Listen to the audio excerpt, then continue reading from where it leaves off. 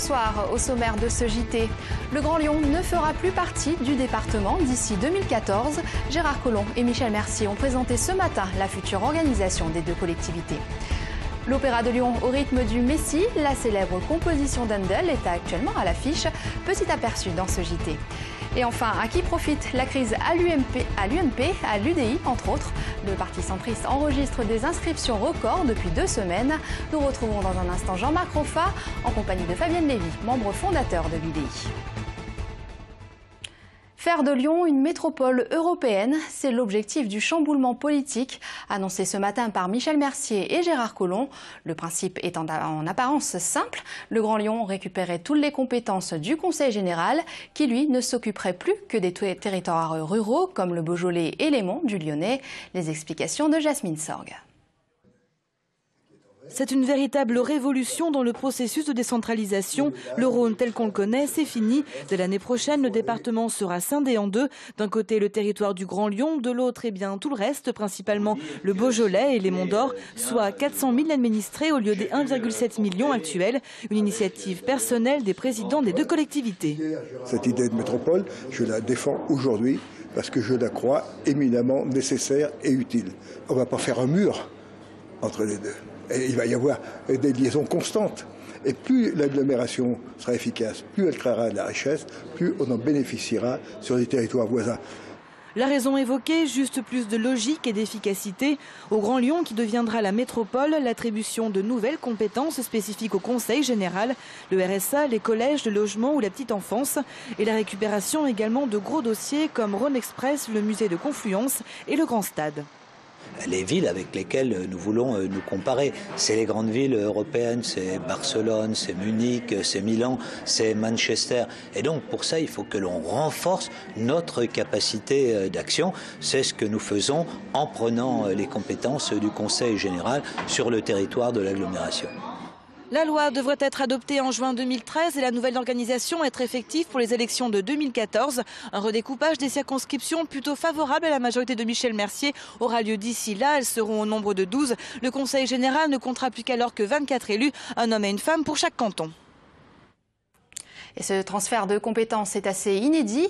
Il intervient dans le cadre de la loi de décentralisation, une réorganisation administrative qui aura aussi des conséquences politiques. On écoute à ce sujet le politologue Daniel Lavraud.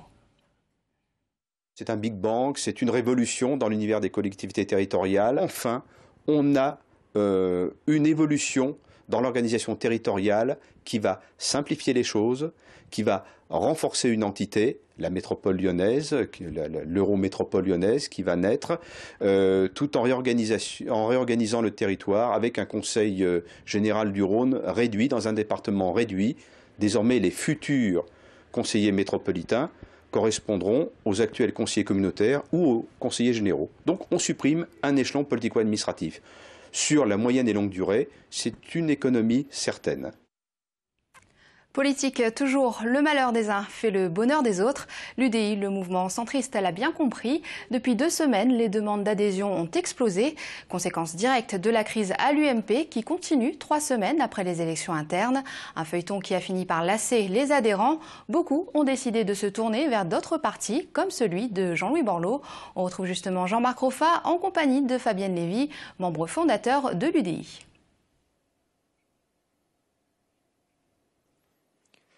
À qui profite la crise de l'UMP? Bien, on serait tenté de dire à l'UDI. Alors, on va tout de suite savoir quels sont les effets en termes d'adhésion. Quels sont vos chiffres? On n'a pas des chiffres très précis. On a eu 300 à peu près personnes par semaine. Ça se calme un peu, une 50aine. Je suis pas sûre que ce soit dû qu'à la crise de l'UMP, qu'on soit bien d'accord. Est-ce qu'il y aurait du François Hollande là-dessous? Il y a aussi des gens du Parti socialiste qui viennent, mais surtout, on a créé un appel d'air. Les Français ont besoin de se retrouver dans des gens qui leur ressemblent.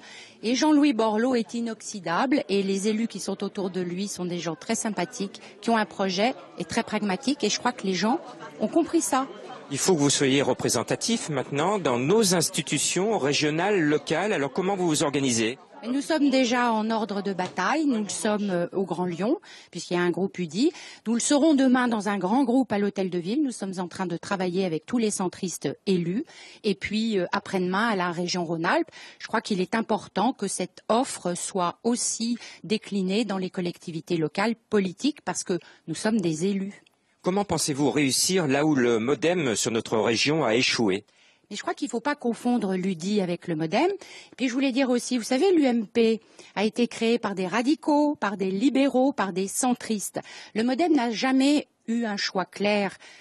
Gauche, droite, on ne savait pas bien où il était. Nous sommes résolument au centre droit, nous avons une famille politique et nous avançons ainsi parce que notre adversaire est la gauche, mais nous construisons. Vous avez vu, Jean-Louis Borloo a proposé, le vote blanc a été accepté, nous demandons à ce que le gaz ne soit pas indexé sur le pétrole, etc.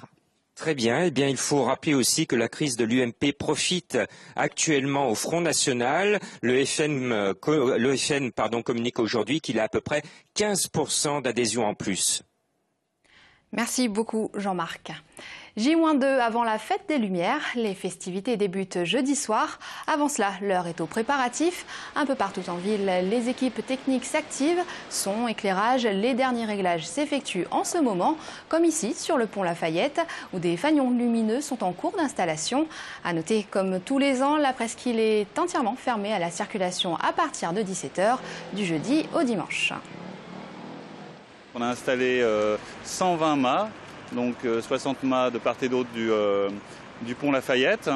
Et j'ai un traitement en lumière avec des pare LED. Et on a 240 projecteurs qui vont permettre de créer une animation aussi bien en termes de couleurs et rejouer encore sur les couleurs avec les fanions, mais aussi sur des dynamiques, des mouvements, un petit peu comme un grand bandon lumineux, journal lumineux.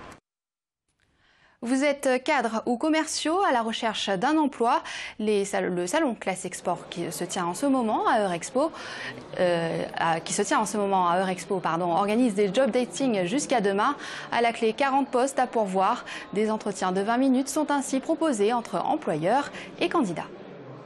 Cette année, comme l'année dernière, 40 entreprises se sont adressées à nous pour voir des postes qui sont basés en France et dédiés à l'international, des postes d'assistantes, de secrétaires, de technico-commerciaux, de commerciaux. Souvent pour une TPE-PME, un poste à pourvoir à chaque fois, donc 40 entreprises, 40 postes. On a reçu plus de 700 candidatures et présélectionné 130 candidats. En basket, l'Asvel reste au pied du podium de Pro A. À Poitiers, hier soir, les Villeurbanais se sont inclinés 78-72 pour le compte de la 9e journée. Une 4e défaite consécutive à l'extérieur pour la Green Team, qui est désormais à 2 points du leader Chalon. Prochaine échéance samedi, l'équipe de Pierre Vincent reçoit Dijon à l'Astrobal. Le Messie d'Handel version 2012, le célèbre opéra composé en 1741 est actuellement à l'affiche à l'Opéra de Lyon. À cette occasion, c'est le Britannique Alan Woodbridge qui dirige le chœur, Félix Thomen.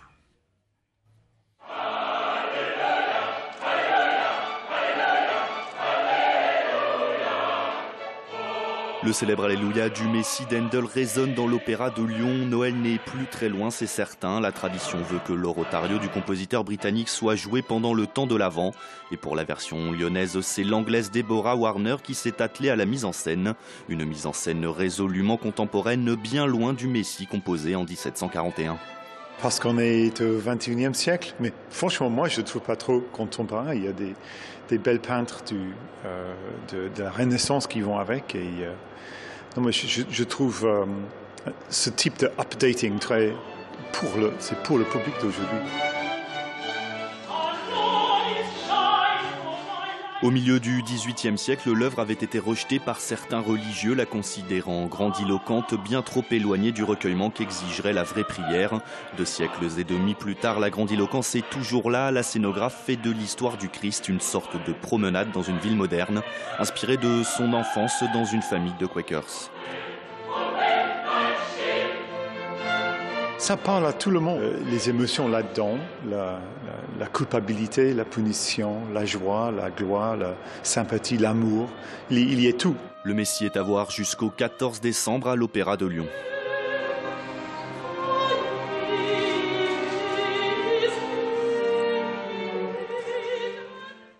Et Et c'est la fin de cette édition. Merci de nous avoir suivis. Très belle soirée sur TLM.